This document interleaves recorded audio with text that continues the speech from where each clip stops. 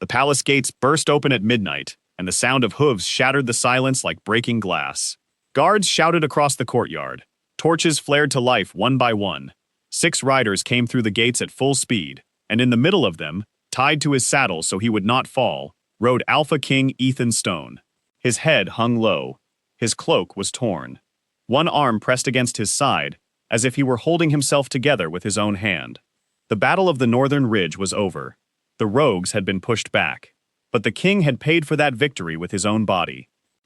They carried him up the stairs on a wooden board. His captain, a broad man named Nathan, walked beside him and would not let anyone else touch him. Nathan had served Ethan since they were boys, and in 12 years he had never once seen fear on the king's face. Tonight, he did not see fear either. He saw something worse. He saw the king's eyes slowly losing their light. They laid him on the great bed in the royal chamber. His shirt was cut away. The wounds beneath it made even the oldest guard turn his face to the wall. 3 deep cuts ran across his ribs. A 4th wound, dark at the edges, sat just below his shoulder. The rogues had used blades treated with silver, and silver is poison to a wolf. It burns from the inside. It slows the healing that should come naturally to an alpha. It turns hours into days, and days into a fight for life. Nathan ran through the corridors himself, banging on doors. He woke the healers of the palace, all 7 of them, and dragged them from their beds. They came in their nightclothes, carrying baskets of herbs and rolls of clean cloth. They gathered outside the royal chamber. And then, one by one, they stopped. Not one of them would go through the door. They stood in the corridor, pale and trembling, staring at the doorway as if a storm lived behind it.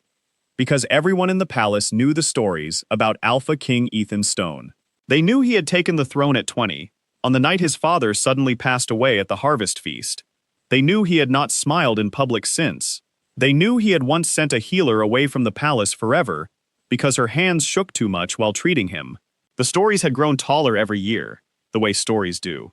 By now, the healers believed that one wrong touch, one wrong word, one moment of weakness in front of the king, and their lives in the palace would be finished. The old head healer, the only person who had never feared Ethan, had passed away in the winter. Her room in the healer's wing still smelled of dried lavender, and without her, there was no one brave enough to cross that doorway. Nathan's voice thundered down the corridor. He called them cowards. He begged. He offered gold. The healers only shrank back against the stone wall, whispering apologies, clutching their baskets like shields. Inside the chamber, the king's breathing grew rough and shallow, and that was when a quiet voice spoke from the back of the corridor. "I will go." Everyone turned.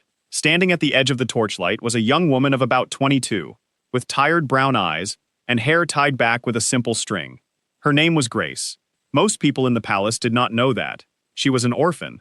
She had been the old head healer's apprentice, the girl who ground the herbs, washed the cloths, and carried the baskets. She had spent 10 years in this palace being looked through, stepped around, and forgotten. She had a narrow bed at the end of the healer's wing and a wooden box of her mother's things beneath it, and that was the whole of her life. The other healers stared at her as if she had lost her mind. Nathan looked her up and down. He did not have a better choice. He did not have any other choice at all. He opened the door and let her in, and the door closed behind her, with a sound like a held breath. The chamber was dim. A single fire burned low in the hearth, and on the great bed lay the most feared man in the northern territories, his skin gray, his jaw tight, his chest rising and falling too fast. Grace stood still for one moment. Just one. She had seen him only from a distance before, on balconies, at ceremonies, always far away and carved out of stone. Up close, he did not look like stone. He looked like a man who was losing a battle nobody else could see. Then, she rolled up her sleeves, poured water into a basin, and got to work. She did what her teacher had trained her to do 1,000 times. She cleaned the wounds slowly and carefully, drawing out every trace of silver dust with warm water and a paste of moonleaf and honey. Her hands did not shake. That surprised even her. Somewhere deep down, she had expected to be terrified. Instead, she felt only the strange calm that had always come over her when someone was hurting in front of her. Fear was a luxury for people who had time. He did not have time. Halfway through, his eyes opened. They were dark gray, fever bright, and they fixed on her with the sharp focus of a wolf even now. His hand shot up and closed around her wrist. His grip was still strong enough to crack bone. Every story she had ever heard about him rushed through her mind. And then she let those stories go, because they were not useful, and she looked straight back into his eyes and said, very quietly, that he could break her wrist if he wanted, but then no one would be left to close his wounds, so perhaps he could wait until morning. For a long second, nothing happened. Then something flickered across his face. Not anger, something almost like surprise. His fingers loosened. His hand fell back to the bed. His eyes closed again, and he let her work. The fever climbed as the night went on. He drifted in and out, murmuring pieces of orders, names of ridges and rivers, the language of a man who even in his dreams was still fighting. His body shivered and burned at the same time. Grace changed the cool cloth on his forehead again and again. She stitched the deepest cut with careful, even hands.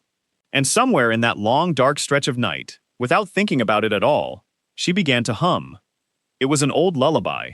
Her mother, Helen, had sung it to her every night until Grace was 12 years old, until the winter her mother passed away and left her alone in the world. Grace did not know where the song came from.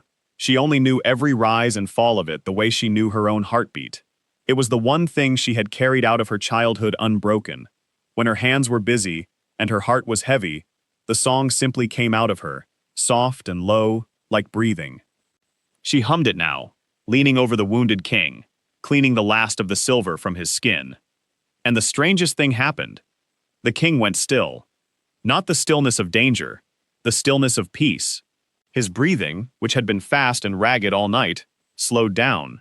The deep line between his brows softened. His fists, which had stayed clenched even in sleep, opened slowly against the sheets. The fever did not vanish, but the fight in his body seemed to lay down its weapons, one by one. Grace did not notice at first. She just kept humming and working. By the time she tied the last bandage, the first gray light of dawn was touching the window, and Alpha King Ethan Stone was deeply, completely asleep. What Grace could not know was this. Ethan Stone had not slept a full night in 8 years. Not since the harvest feast. Not since he was 20 years old and they woke him to tell him his father was gone. And the crown was his. Every night for 8 years he had lain awake listening for danger. Or slept in short, shallow pieces, one hand near a blade. His body had forgotten what rest even was. And now, with silver burns across his ribs and a stranger's lullaby in his ears, he slept like the boy he had never been allowed to be.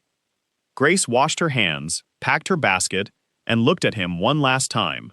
Asleep, with the anger and the ice melted off his face, he looked young. He looked lonely. She found, to her own surprise, that she felt sorry for the most powerful man in the north. Then she slipped out the door before sunrise, past the dozing guards, and disappeared into the corridors of the palace, back to being nobody at all. When Ethan woke, the sun was high. His wounds ached, but the burning was gone. His mind was clear in a way it had not been in years, washed clean by real sleep. And there was something else, an echo, a tune, floating just out of reach at the edge of his memory, so familiar it made his chest hurt, though he could not say why. He looked around the empty room, the basin, the folded cloths, the neat bandages on his ribs, tied by careful hands. Nathan came in and nearly dropped the tray he was carrying, because the king was sitting up, alive, and asking a question in a rough, quiet voice. Who was she? Nathan blinked. He said he did not really know. One of the healer girls. The apprentice of the old head healer, he thought. Nobody important.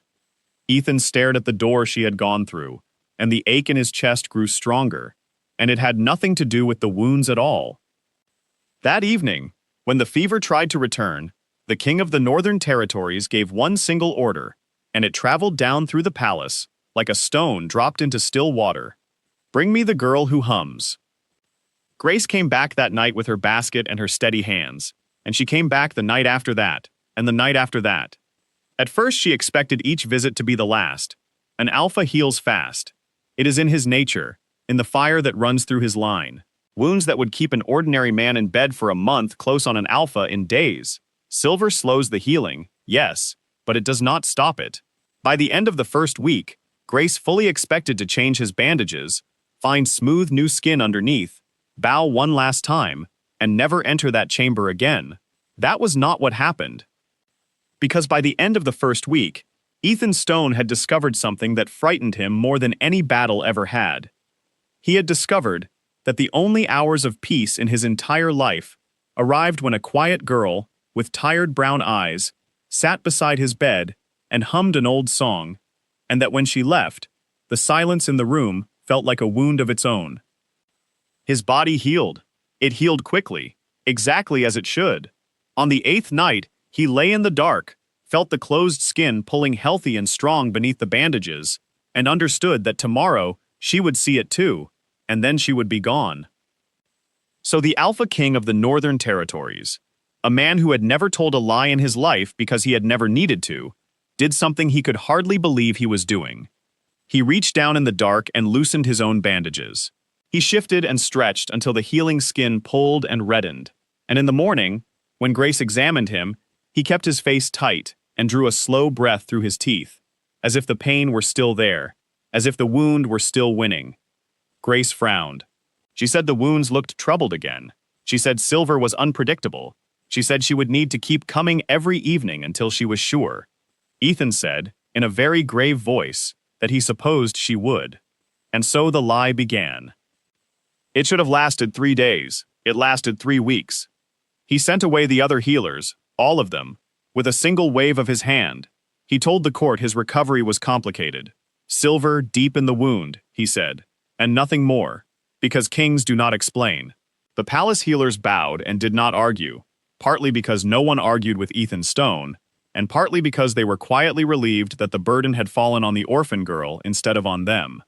Every evening after sunset, Grace knocked twice on the great door and let herself in. And every evening, the most feared man in the north was lying in his bed, arranged like a painting of a wounded king, having spent 10 careful minutes beforehand, making sure his bandages looked properly tragic. The sessions had a rhythm now.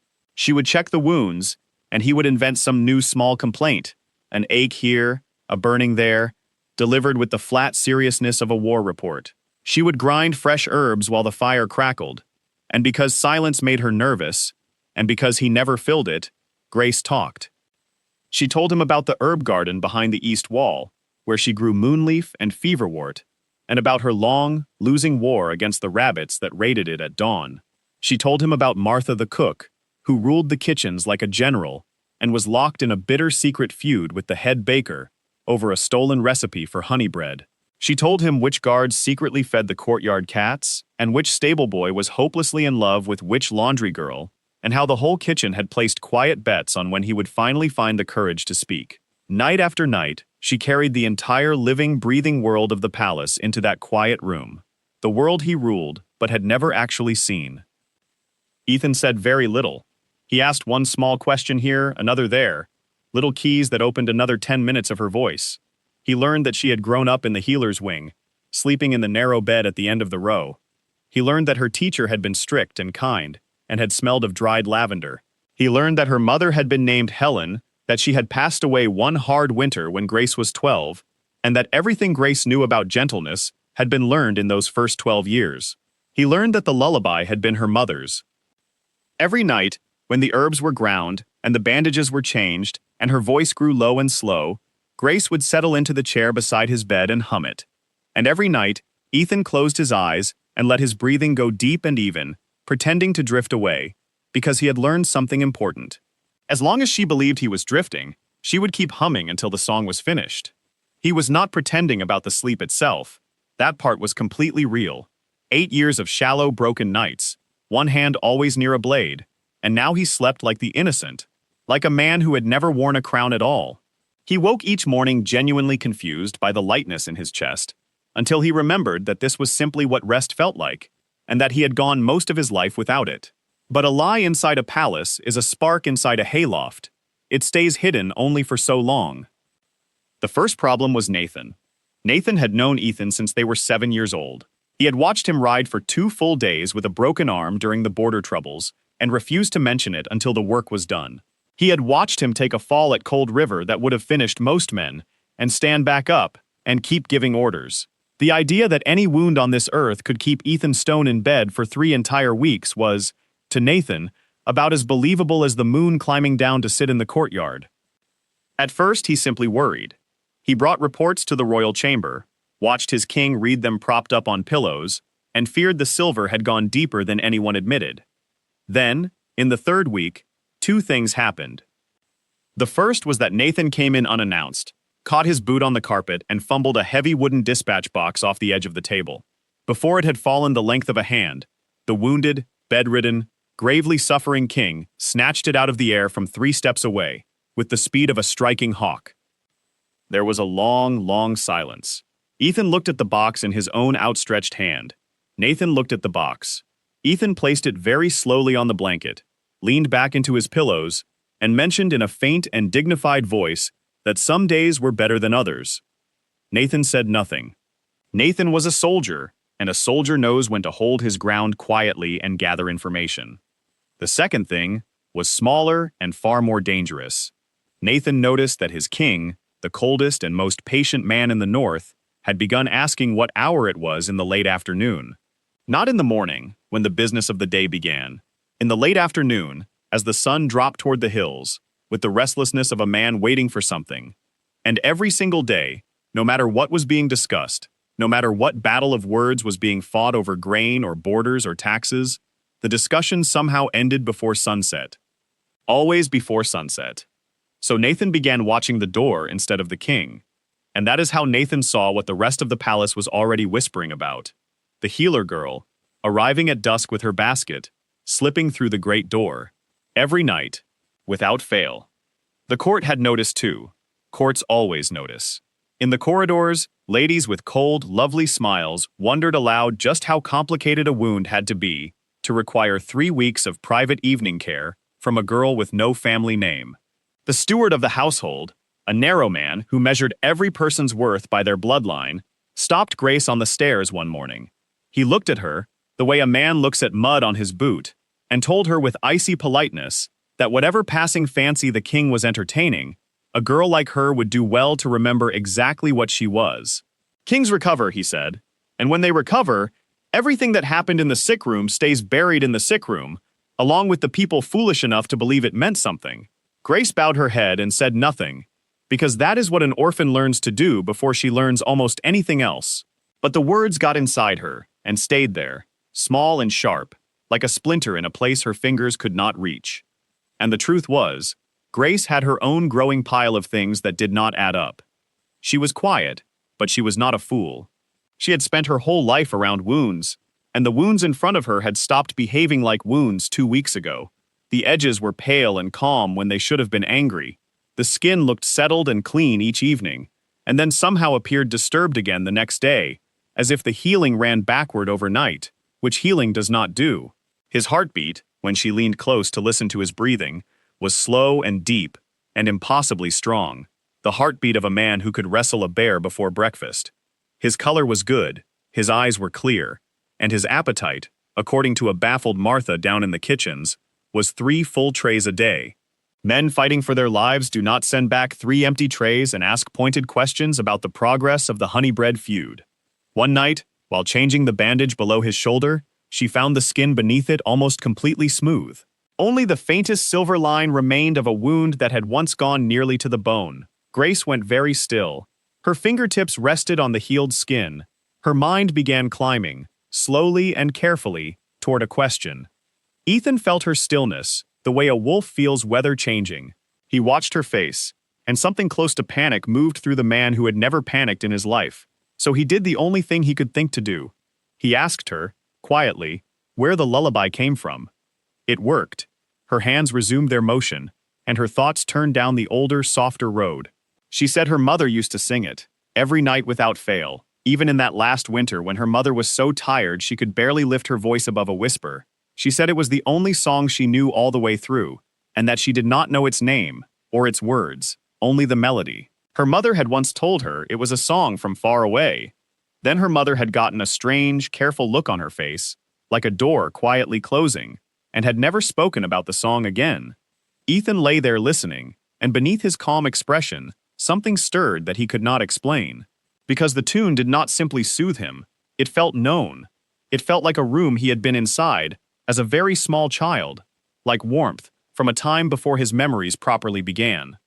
He told himself this was nonsense, a servant's lullaby from some far village, a coincidence, nothing more. He was wrong, but it would be a while yet before he learned how wrong.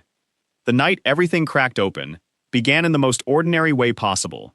Grace could not sleep. The steward's words were sitting in her chest, and the smooth-healed skin was sitting in her mind, and between the two of them, her thoughts refused to lie down. Some time past midnight she gave up, lit a small lamp, and set off toward the drying room by the herb garden to sort feverwort, because busy hands had always been her only cure for a loud head. The palace at night was a different country, all blue shadow and silver light and enormous silence. Her soft shoes made no sound at all on the stones, and that silence, that softness, was the only reason she heard it. A sound, drifting up from the training yard below, a rhythm, fast, powerful, precise. The whisper of quick feet on packed earth, the clean sweep of a blade moving through the air, again, and again, and again, in patterns almost too fast to follow. Grace stopped at the stone archway overlooking the yard. She looked down into the moonlight, and the ground tilted underneath her entire life. Down in the training yard, moving through the cold silver moonlight, was Alpha King Ethan Stone. He was not in bed, he was not wrapped in bandages, he was not pale, or weak, or fighting for every breath. He was stripped to the waist, and he was flowing through blade forms with the terrible easy power of a mountain river, turning, striking, stepping, his body a single perfect instrument, without a single mark of weakness on it. The scars across his ribs had faded to thin, pale lines. He moved like a man who had never been wounded in his life. He moved like a man who could take on the entire northern ridge alone and come home bored. Grace stood in the archway, and her basket of feverwort slipped in her hands, and 3 weeks of her life rearranged themselves in front of her eyes. The complaints about aches that wandered from place to place, the bandages that looked disturbed each evening, the heartbeat like a war drum, 3 trays a day, the skin that had healed weeks ago under her own fingertips.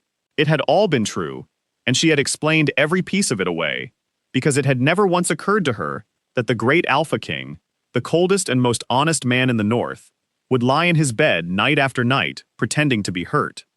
And behind that thought came another one, quieter and much crueler. She had sat beside him. She had told him about the rabbits and the honeybread feud and the stable boy in love. She had told him about her mother. She had hummed her mother's lullaby, the most precious thing she owned in the world, to a man who was apparently lying to her face the entire time. The steward's words rose up from where they had been buried. A passing fancy, a week's amusement. Girls like her would do well to remember what they were. Her face went hot in the cold night air. She must have made some small sound, because down in the yard the king suddenly went completely still, his head turning, his eyes finding her in the shadow of the archway with the unerring aim of a wolf. For a moment, neither of them moved. Then Ethan lowered the blade, and for the first time in his adult life, the Alpha King of the Northern Territories looked caught. He said her name, just her name. She had not even known that he knew it. Grace came down the steps slowly, holding her basket in front of her like a shield. She looked at the thin, pale scars where the terrible wounds had been. She looked at the sword. She looked at his face.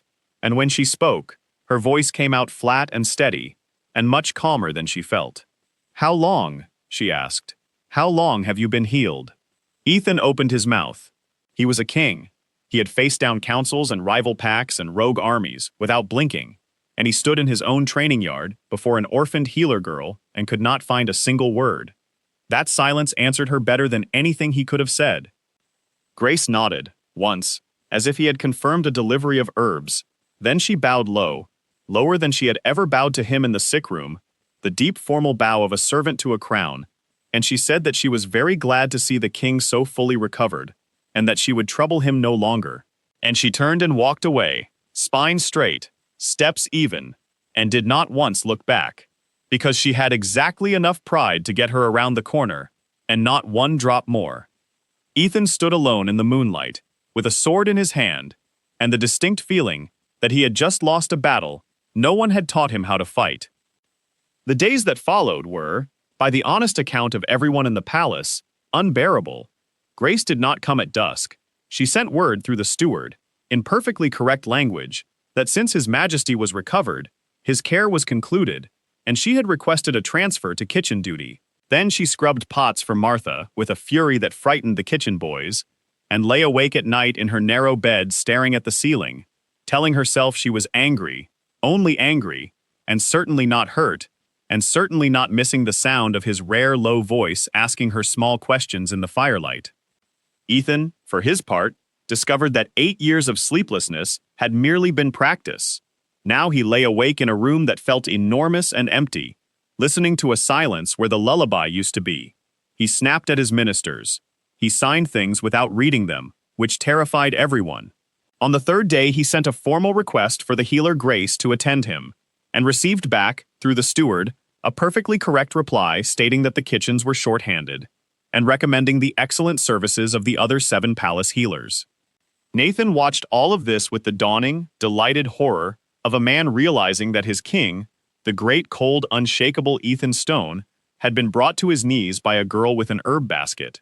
He suggested, very carefully, that perhaps His Majesty might consider the radical military strategy of simply telling her the truth. Ethan replied that Nathan could go inspect the northern watchtowers, on foot. But that night, the king did not sleep at all, and by dawn he had understood something. He had faced rogues and blades and silver, and none of it had ever truly frightened him, because none of it could take anything from him that he cared about losing. This was the first time in his life he stood to lose something that mattered, and he was hiding from the fight. So at first light, Ethan Stone went to the herb garden. Grace was there, because Grace was always there at dawn, on her knees in the dirt repairing the fence the rabbits had breached, her sleeves rolled up, her hands muddy. She heard footsteps, turned to tell whichever kitchen boy it was to hand her the twine, and found the Alpha King of the Northern Territories standing between her cabbages, dressed plainly, entirely alone, no guards, no crown, holding himself with the stiff, resolute air of a man walking into enemy territory. She started to rise. He asked her not to. He said, awkwardly, that the cabbages should not suffer for his mistakes, and then, standing in the wet morning grass, while she knelt in the dirt and stared at him, the king who never explained himself, explained himself. He told her all of it, the 8th night, when he felt the skin closed and healthy under the bandages, and understood she would leave. The loosened wrappings, the invented aches, 3 weeks of lying to her face, one evening at a time. He offered no excuses and dressed nothing up. He laid it out plainly, like a man confessing before a judge, and the only thing he asked was that she let him finish before she walked away. And then he told her the part that mattered.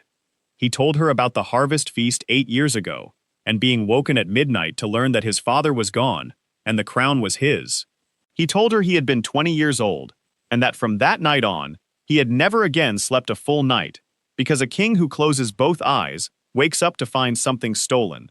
He told her about 8 years of shallow, broken sleep, with one hand near a blade.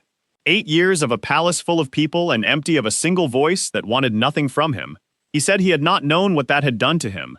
He said he had not known how far he had drifted from the shore of ordinary life, until a girl walked into the worst night of his fever, held his wrist without trembling, and hummed. "The wounds you were healing," he said quietly, "were never on my body." The garden was very still. Somewhere behind the wall, the palace was waking up, and the world was continuing, and none of it seemed important. Grace knelt in the dirt with twine in her muddy hands and discovered that her anger had gone quiet. Not gone. Quiet. Because she knew exactly what it meant to lie awake for 8 years listening for a step in the dark. She had done her own version of it since she was 12. And she knew, better than anyone alive, that the humming had never really been for his wounds either. It had been for the silence, hers as much as his. She looked up at him and said that he was, without question, the worst patient she had ever treated. Something moved across the king's face then that no one at court would have recognized. It was the beginning of a smile. And that was the exact moment the horn sounded from the council tower. 3 long notes, the summons that could not be refused, and the world came to take him back. The council of elders met in the great stone hall, 9 old wolves in gray robes seated in a half-circle beneath the carved moon. Ethan stood before them, king in name, but every man in that room knew the old law gave the elders teeth of their own. And Elder Charles, the eldest of them all, dry and precise as winter, wasted no time in using them. The rogue attacks were draining the pack, he said. 3 border villages had emptied. The northern ridge had cost too much. The territory needed peace, and peace had a price, and the price had a name. Silverpine. The Silverpine pack held the lands beyond the western river, rich, well-fed, and untouched by rogues, which was in itself a curious thing that no one seemed eager to examine. Their alpha, Victor Hale, was known across the territories for his silver tongue and his patient, bottomless ambition. And Victor Hale had made an offer. Alliance. Grain, warriors, safe borders. Sealed in the old way, the only way the elders trusted. Marriage. His daughter, Charlotte Hale, would become the Luna of the Northern Pack, and the 2 bloodlines would be joined forever. Ethan refused, flatly, instantly. Elder Charles had clearly expected that, because he replied with the softness of a man laying down a winning hand. He recited the old law, the one written for exactly this moment, and the words fell like stones. When the pack stands in peril, the alpha weds where the council wills. The vote had already been taken. 9 robes, 9 hands raised. The summit was set. In 14 days, Victor Hale and his daughter would arrive at the palace, and the betrothal would be announced before the assembled packs. Ethan stood in the center of that cold hall, outmaneuvered by his own ancestors, and thought of a girl kneeling in a garden with muddy hands, and understood that the world had just declared war on the only peace he had ever found. The palace knew within the hour. Palaces always know. Grace heard it in the worst possible way, which is to say, she heard it standing behind a corridor door with a tray of tonics, frozen in place, while on the other side, 2 court ladies and the steward discussed the coming wedding in bright, satisfied voices. "A Luna of proper blood at last," one lady said. "And high time," said the other, before the king embarrassed himself any further with his little sick-room pet. The steward laughed his dry laugh and observed that a healer girl was a bit of scenery a king enjoyed on the way to a throne, and scenery, however sweet, was never asked to stay.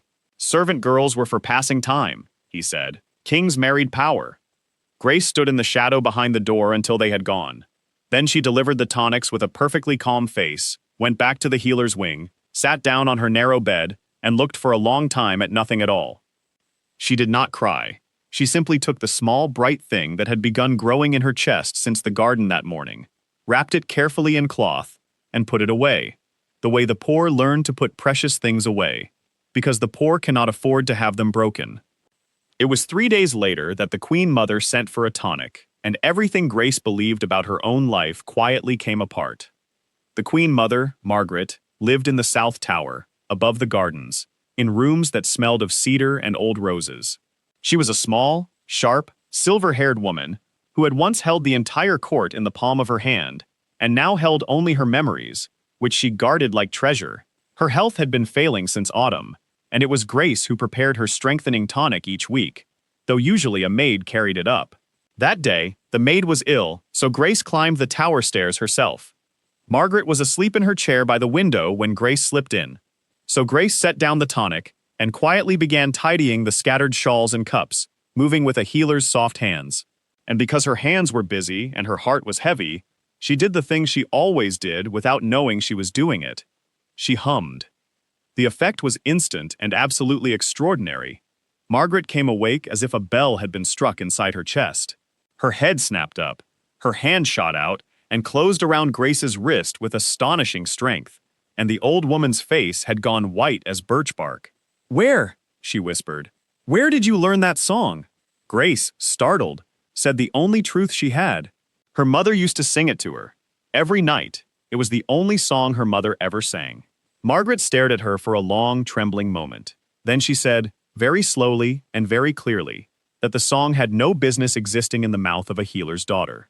Because it was not a village song, and it was not a servant's song, and it had never once in 300 years been written down. It was the Mooncourt cradle song, the private lullaby of the royal house itself, passed from mother to child inside these walls and nowhere else, sung only within the family. Margaret herself had learned it from the old queen, her dearest friend, when they were young women. Margaret had sung it over Ethan's cradle with her own voice. No one outside the royal household had ever been permitted to learn it, she said. No one, except... Margaret stopped. Her grip tightened on Grace's wrist. Her old eyes moved over Grace's face slowly, feature by feature, the way a person reads a letter they had given up hoping would ever arrive. And when she spoke again, her voice had dropped to almost nothing. "What was your mother's name, child?" "Helen," said Grace. "Her name was Helen." The Queen Mother closed her eyes, and for a moment she seemed to age and grow young at the same time. Then she began to speak, quietly, urgently, as if the walls themselves might be listening, and what she said turned the floor of Grace's world to glass. 20 years ago, there had been a healer in this palace. The finest anyone had ever seen, gentle hands, steady eyes, the personal healer and closest companion of the old queen herself, trusted so completely that she alone, of every soul outside the bloodline, had been allowed to sit by the royal cradle and learn the family song.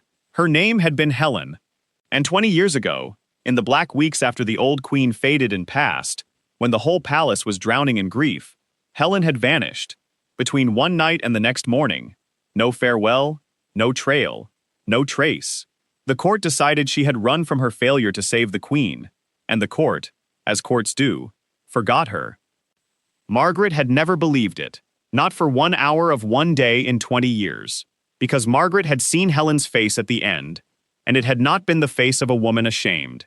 It had been the face of a woman who had discovered something, and was terrified of it. And Margaret had spent 20 years quietly certain of two things she could never prove: that the old queen's fading had not been natural, and that 8 years ago, when the old king was taken suddenly at the harvest feast in perfect health, this family had been struck twice by the same hidden hand. "Helen did not run away from this palace," Margaret whispered. "Helen ran from something inside it, and if you are truly Helen's daughter, then you must listen to me now, child, and listen well. Whoever spent 20 years making sure your mother stayed lost has never stopped watching for loose threads, and you have just walked into this palace and started humming one." The tower room was silent. Down below, the gardens glowed gold in the late sun, and preparations for the great summit were beginning in the courtyard. Banners and tables and barrels, all of it merry and bright. Neither of the two women saw the shadow that had been standing outside the half-open door, a quiet man in servant's gray, who had carried up firewood no one had asked for, and had stood very still in the stairwell for a very long time. That night, after the gates were locked, a single rider slipped out through the west postern, with a sealed letter inside his coat, and turned his horse toward the western river, toward Silverpine, toward the waiting hands of Alpha Victor Hale. The letter contained only 2 lines. "The healer girl is Helen's daughter. She does not yet know what she is." 14 days later, the Silverpine banners came over the western hills, and Trouble rode into the palace, wearing its finest coat. Alpha Victor Hale arrived at the head of 40 riders, and he arrived smiling. He was a handsome man of 50, with silver at his temples and warmth in his voice. The kind of warmth that never quite reached his eyes, which moved constantly, pricing everything they touched. He embraced Ethan on the palace steps like a long-lost brother. He praised the courtyard, the banners, the weather. He had a gift for every elder and a compliment for every lady, and within an hour, half the court adored him, which told Ethan everything he needed to know, because Ethan had learned long ago that the most dangerous wolves are the ones who have practiced looking tame. Beside Victor rode his daughter. Charlotte Hale was 23, pale and lovely and nearly silent, with watchful dark eyes that missed nothing and gave back less. The court read her quietness as elegance. Grace, watching from a high window as the riders dismounted, read it differently. Grace had spent her life being invisible in rooms full of powerful people, and she knew the look of someone doing it on purpose. Charlotte Hale did not look like a bride arriving at her wedding. She looked like a prisoner who had memorized the guard's schedule. The welcome feast that night glittered.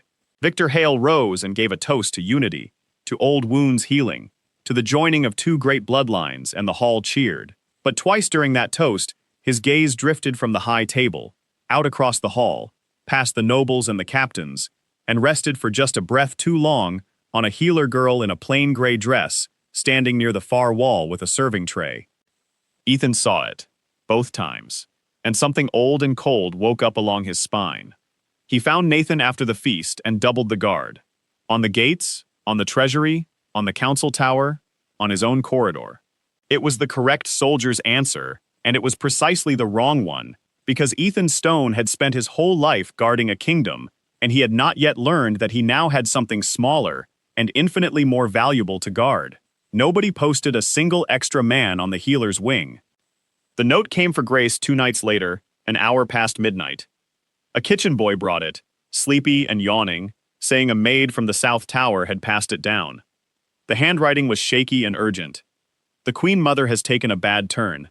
Come quietly and quickly, and tell no one. She does not want the court to whisper. It did not occur to Grace to doubt it. This was what she was for. She pulled a shawl over her nightdress, took up her satchel, and hurried out into the sleeping palace, down the servants' corridor toward the South Tower stairs, moving fast and silent through the blue dark.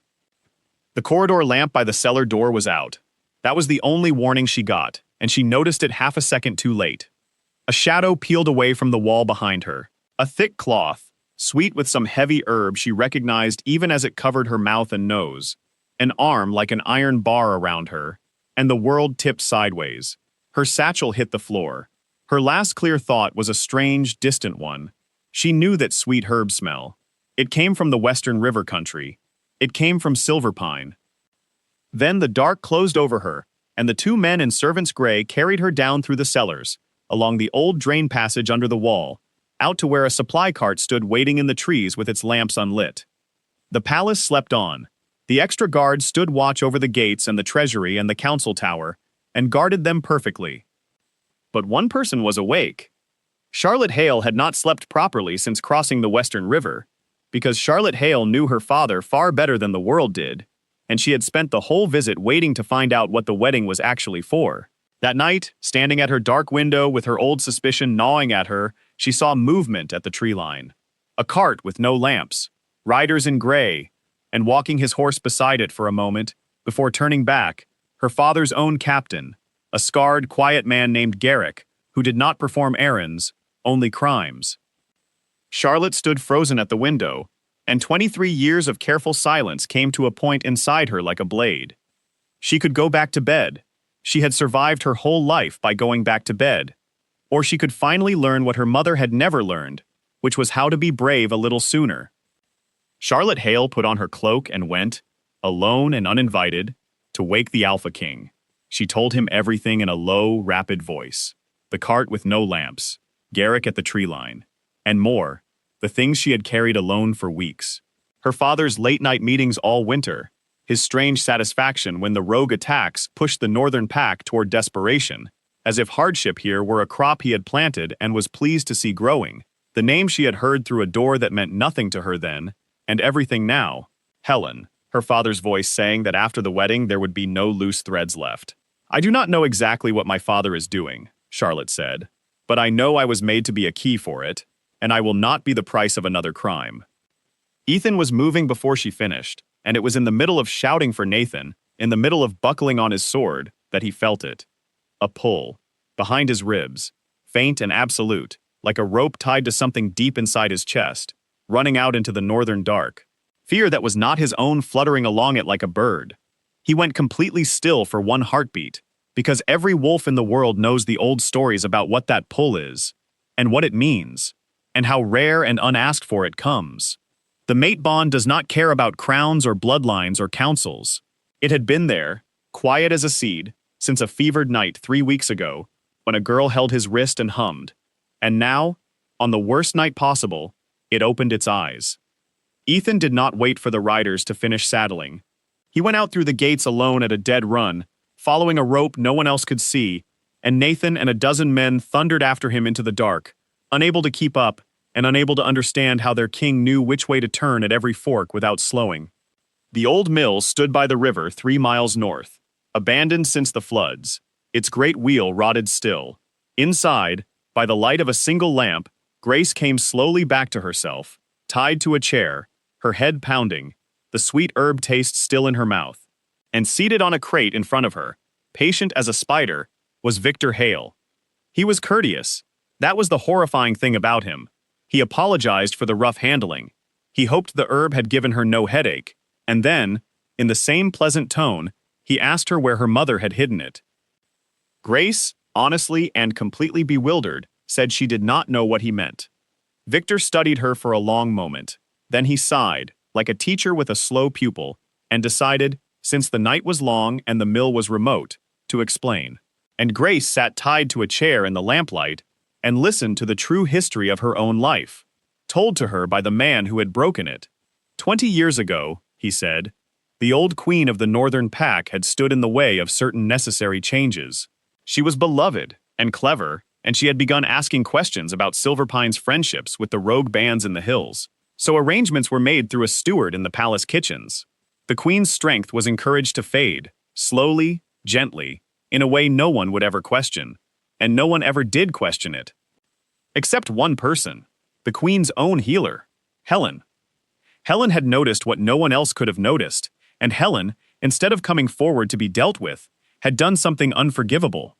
She had gathered proof, pages from the kitchen ledgers, names, dates, a letter in her own hand recording what she had seen, and then she had vanished into the wide world with all of it, and for 20 years, Victor's men had hunted a ghost through village after village, always one season behind, until at last, in a far southern town, they found a fresh grave and a cold trail, and no proof anywhere.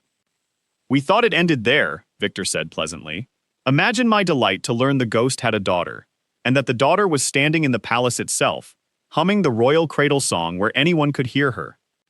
Grace sat very still, tears sliding down her face, not from fear, but from grief, because her whole childhood was reassembling itself in front of her, the endless moving from village to village, her mother's careful eyes on every road, the way Helen checked the window latch 3 times each night.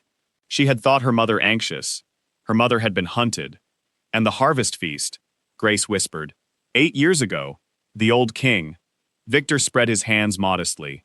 The old king had grown curious in his later years, he said. He had begun quietly reopening the question of his wife's fading. Curiosity, in kings, is a dangerous illness. It had been treated. There it was, the whole shape of it. 2 royal lives taken, a kingdom slowly bled by rogue attacks that Silverpine itself had fed and funded, a council frightened into demanding an alliance, a wedding to plant Victor's bloodline 1 heartbeat from the throne. And one last loose thread to snip, a healer girl who might, somewhere, somehow, hold her mother's proof and did not even know it. You will tell me where it is, Victor said, standing, and his pleasantness fell away all at once like a dropped cloak. Or this mill will simply become your mother's second grave, and the thread ends tonight either way. That was when the door came off its hinges. Ethan Stone came through the broken doorway like winter itself, and the mill erupted. Garrick and 5 men came at him from the shadows, and it was like watching the tide argue with a cliff. He moved through them the way he had moved through the moonlit training yard, terrible and precise. And behind him, Nathan's riders came pouring in with torches, and everywhere men were shouting and falling back, and Victor Hale, seeing his careful spider's web tearing all at once, did the only thing left to him. He snatched up the lamp table's long silver knife, and he threw it, with all his strength, straight at the thread he had come to cut, straight at Grace's heart. Ethan did not think. There was no time to think, and no need. The bond pulled, and he obeyed it. He crossed the space between and turned his body, and the silver blade meant for her took him instead, deep beneath the ribs, in almost the exact place she had once cleaned and stitched and bandaged through a long, fevered night. The mill went strangely quiet. Victor was down, buried under 3 of Nathan's riders, roaring as they bound him. And the Alpha King of the Northern Territories swayed on his feet, looked down at the silver hilt against his side with an expression of mild surprise, and folded slowly to the floorboards beside the chair of the woman he had crossed the night to reach. Someone cut Grace's ropes. She did not remember afterward who. She remembered only dropping to her knees beside him as the burning began, silver in the wound, and this time truly deep, his skin already graying, his breath already shortening, everything about it a dark mirror of the first night, except that this time every wound was real. Her satchel was gone, so she worked with what the riders carried, water and cloth, and the little tin of moonleaf paste from Nathan's own saddlebag, her hands flying, her tears falling onto his chest, and without deciding to, the way breath happens, she began to hum. Her voice shook, it broke. She hummed anyway, the old song, their song, washing the wound clean in the torchlight, while a dozen hardened riders stood around them with their heads bowed like men in a shrine. Ethan's eyes found hers. His hand came up, heavy and slow, and closed around her wrist, in the exact place he had gripped it that first night, except gently now, so gently. "You pretended for 3 weeks," Grace whispered to him, furious and pleading and hushed all at once. "You lay there perfectly healthy and lied to my face every single evening. So you pretend now, Ethan Stone, do you hear me? Pretend you are fine. Pretend it until it is true." The king smiled, just barely. His lips moved. She leaned close to hear. "Keep humming," he breathed. Then his eyes slid shut. His hand slipped from her wrist, and under her trembling fingers, his heartbeat stumbled like a runner going down in the dark. They carried him home through the last of the night, on a litter of cloaks and spear shafts, and the palace that woke to meet them would remember that dawn for 100 years. The Alpha King, gray and burning, carried through his own gates. Victor Hale, bound and snarling, dragged behind, and walking beside the litter, with her hand pressed flat over the king's heart, refusing to be moved, a healer girl in a torn nightdress, humming. For 3 days and 3 nights, the North held its breath. The silver had gone deep, deeper than the ridge wounds ever had, and this time, no part of the fight was pretended. Fever took Ethan by the first evening and did not let go. He burned, he shook. He spoke to people who were not there, to his father, to captains long gone, giving orders into the dark. The palace healers came, all 7 of them, and this time, they did not tremble at the door, because Grace stood inside it, and Grace had become something none of them had a name for. She did not shout. She did not weep where anyone could see. She simply worked, hour after hour, drawing the silver out sip by sip with poultices her mother had taught her before she was 10, cooling him, holding him down when the fever made him fight, sleeping in 20-minute scraps in the chair beside the bed, with her fingers resting on his pulse, so that even asleep she would know. Nathan held the palace together with both hands. The Queen Mother, Margaret, climbed down from her tower for the first time in a year, and sat outside the chamber door on a wooden chair like a sentry, and no power on earth could move her. Charlotte Hale, pale and steady, gave Nathan every name, every meeting, every scrap she had ever overheard, and then asked for nothing except a locked door between herself and her father. And far below, in the deepest cell, Victor Hale sat in the dark and began, patiently, to compose his defense, because Victor had talked his way around the truth for 20 years, and he had no doubt at all that he could do it one more time. He had reason for confidence. Nathan said it out loud on the second night, grim and quiet, to Margaret at the chamber door.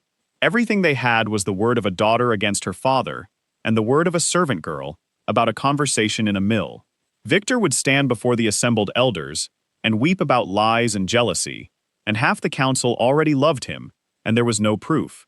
Helen's proof had gone into the ground with Helen. Somewhere in the far south, 20 years of hunting had established that beyond doubt. On the third night, Ethan's fever rose to its peak, and the healers looked at one another in the way healers look when words have run out. Grace sent them all away. She sat down on the edge of the great bed, in the small hours, in the low red firelight, and she took his burning hand in both of hers. She had done everything her hands knew. There was one thing left, and it was not medicine. She leaned close to the ear of the Alpha King of the Northern Territories, and softly, steadily, completely broken and completely calm, she hummed him the lullaby, all the way through, the way her mother had hummed it through her own last winter. Not as a healer, as a goodbye, if it had to be one, as a welcome back, if he could make it one. Somewhere in the middle of the song, his hand tightened around hers. By dawn, the fever broke like a spent storm, and the sun came up on an Alpha King sleeping deep and clean and whole, his color returning, his breath long and slow. And when his eyes finally opened at mid-morning, clear and gray and alive, they found her instantly, slumped asleep in the chair, with her hand still wrapped in his, and the first words Ethan Stone spoke back on the shore of the living were these. "You changed the third line. It rises. My mother always let it fall." Grace jolted awake, heard it, and burst into tears and laughter at the same time, because there was only one way on earth a man could know how the third line of that song was supposed to go, and it was to have had it sung over his own cradle, in this palace, by the same voices that had taught it to her mother. The song had never been a coincidence. It was a thread, running unbroken from the old queen, through Helen, through Grace, all the way back to him. It had simply taken 20 years and 2 lifetimes of grief to come home. He recovered the way alphas recover, faster than sense allows, sitting up by the second day, arguing about reading dispatches by the third, and being firmly overruled by a healer who now outranked everyone in that room in every way that mattered. And it was on the 4th day, while Grace sat beside his bed telling him at last the whole of her childhood, the moving, the watched roads, the triple-checked window latches, that she mentioned, in passing, the box. It was the only thing of her mother's she had kept, a small carved music box of dark riverwood, scratched and worn, that played, when its tiny handle was turned, a thin, sweet version of the lullaby. Helen had guarded it strangely, Grace remembered. Never let it be packed in the cart with the other things. Carried it herself, always, wrapped in a shawl against her body, through every village and every winter. Grace had assumed it was simple heartache.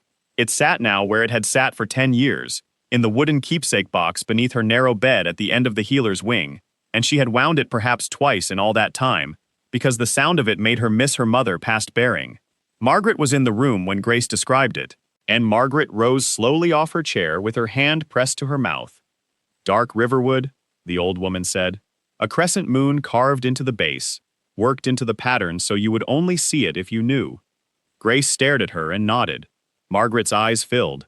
That box was made by the old queen's own hands, she whispered.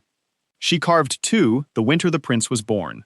One for her son's nursery, one as a gift for the only friend she trusted with the family's song. I watched her carve the moons myself. They brought the box up from the healer's wing within minutes, Nathan carrying it in both hands like a relic. It sat on the king's blanket, small and scratched and ordinary, and played its thin, sweet tune, while 5 people barely breathed. It was Ethan who found it. His fingers, tracing the carved base his mother's hands had made, felt what 20 years of hunters had never been given the chance to feel. A seam that was not a seam, a sliver of the pattern that gave, ever so slightly, sideways.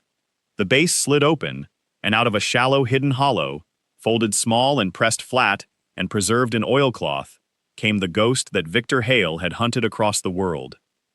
Pages torn from a palace kitchen ledger, 20 years old, in a dead steward's cramped hand, recording payments that had no honest explanation, sums arriving each season from across the Western River, marked with the sign of silver pine, a list of dates that matched, one for one, the weeks of the old queen's fading, and a letter, Helen's letter, in Helen's handwriting, addressed to whichever future was brave enough to open it, setting down plainly what she had seen and suspected and proved, naming the steward, naming the source of the silver across the river, and ending with lines that Grace read aloud in a shaking voice, while the queen mother wept. I cannot come forward, for they are watching the roads and I have my daughter to keep alive. So I will keep this where they will never think to look, inside the song itself. If you are reading this, then the palace is finally ready to listen. Let my queen sleep justly at last. And beneath that, added years later, in a different ink, a final line, written after the harvest feast had taken the old king too, proof that Helen had never stopped watching from afar, even in hiding. They have done it twice now. Do not let them do it a 3rd time. The great hall had not been so full in living memory. Every elder, every captain, every noble house of the north, and behind them, crowding the gallery and the doorways, the servants and healers and kitchen folk of the palace, because word had run through the corridors like fire that today the dead would speak. Victor Hale was brought up from the dark, and he came up smiling, groomed and composed, and for the first quarter hour, it went exactly as Nathan had feared.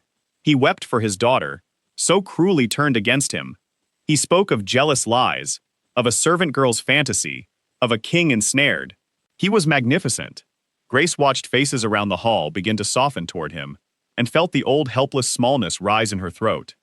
Then Ethan Stone rose from his throne, still pale, still bandaged beneath his shirt, and said that the crown called its final witness. And Grace walked the length of that endless hall, past the ladies who had laughed behind doors, and the steward who had called her scenery, carrying a small scratched music box in both hands. She set it on the council table.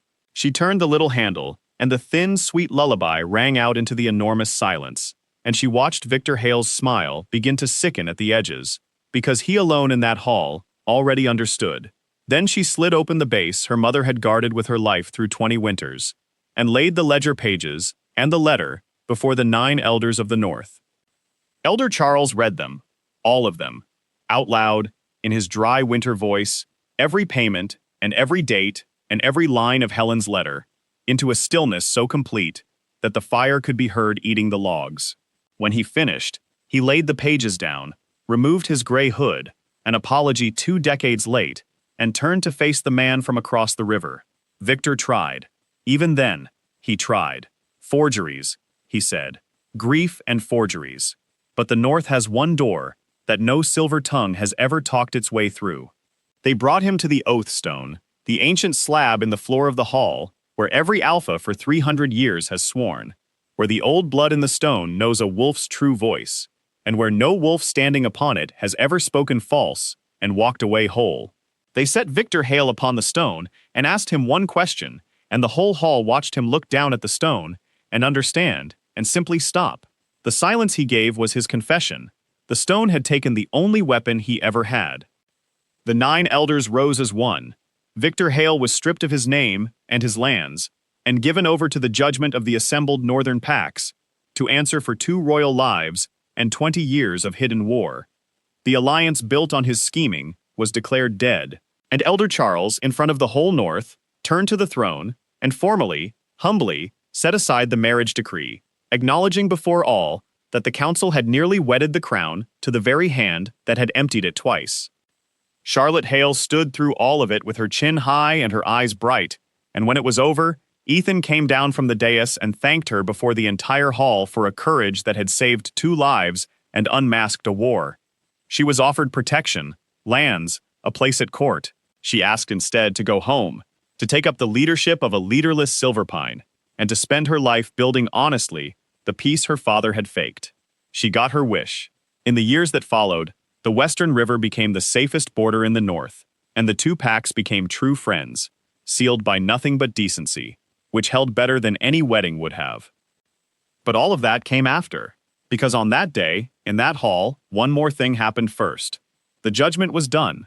The hall was beginning to breathe again, 1,000 people stirring, when the Alpha King held up one hand, and the stillness came back, and he said that the crown had one final matter before the North. And then Ethan Stone stepped down from the dais, crossed the open floor in front of 9 elders and every noble house of the territories, stopped in front of an orphaned healer girl in a plain gray dress, and knelt. An alpha does not kneel, not to councils, not to storms, not to armies. The gasp that went through that hall bent the candle flames. The steward of the household made a sound like a man swallowing his own tongue, and the king knelt anyway, easily, gladly, and looked up at Grace, and spoke to her in front of everyone, in a voice that carried to the last row of the gallery, because he was done, forever, with things kept hidden. He said that 8 years ago he had been given a crown, and that he had carried it alone, awake in the dark, until a girl walked past every trembling healer in the palace, into the worst night of his life, held his wrist without fear, and hummed. He said the whole North had believed him unbreakable, and the whole North had been wrong, and only one person had ever found the wounds that mattered, and she had washed them clean without even knowing she was doing it. He said that the bond between them had been humming quietly since that first night, patient as a seed under snow, and that in the mill by the river, it had opened its eyes and pulled him across the dark to her, and that he had gone gladly, and would go again, every time, forever. Grace, he said, daughter of Helen, keeper of the song, mender of kings, stand beside me, not behind me, not below me, beside me. Be the Luna of the North, and I promise you on the oath stone of my fathers, no one under this sky will ever look through you again. The hall waited. The gallery leaned. Martha the cook, crammed into a doorway with 3 kitchen boys, gripped a ladle like a sword. And Grace, who had walked into this palace a nobody, who had scrubbed its pots and slept in its smallest bed, and carried its whole warm secret life in her heart, looked down at the kneeling king. Then she said, clearly enough for the last row of the gallery to hear, that he was still, without question, the worst patient she had ever treated, And that yes. Her answer was yes. The roar that went up shook dust from beams that had not moved in a century. Margaret wept openly. Nathan grinned like a boy. And when the king rose, and the bond between them finally settled into place, open and acknowledged, warm as a hearth, half the wolves in the hall swore afterward they had felt the echo of it in their own chests, like a struck bell. They were joined at midsummer, under the open sky, in the old way. The whole North came.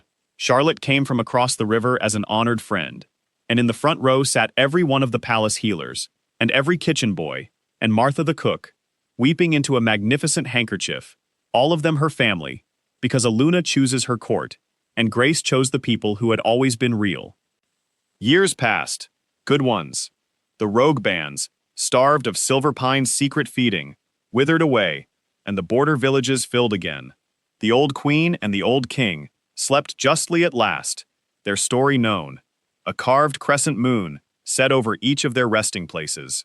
2 thrones stood in the great hall now, side by side and equal, and the North grew used to the sight of its fearsome Alpha King listening, actually listening, to Aluna, who still kept an herb garden behind the east wall, and still waged her long, losing war against the rabbits. And on a soft spring evening, on the garden bench in the gold light, the strongest Alpha King the North had known in 10 generations sat down beside his Luna, pressed a hand carefully to his side, winced with tremendous dignity, and remarked that the old wound beneath his ribs was aching again. It always seemed to ache, he observed, on quiet evenings, when a certain song had not been heard in far too long. Grace looked at her husband, the picture of health, shoulders like a mountain range, cheeks glowing, having that very afternoon thrown Nathan clean over his hip in the training yard, in front of a cheering crowd. She had stopped being fooled by this particular performance many, many years ago, roughly around the time she had caught him rehearsing his wince in a mirror. She set down her basket of fever ward anyway.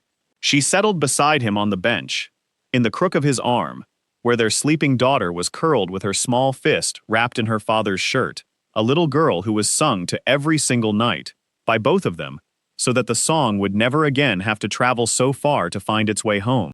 And the Luna of the North smiled, and closed her eyes, and hummed. The Alpha King let out a long, contented breath, gathered his whole world a little closer, and pretended, one more evening, that she believed him.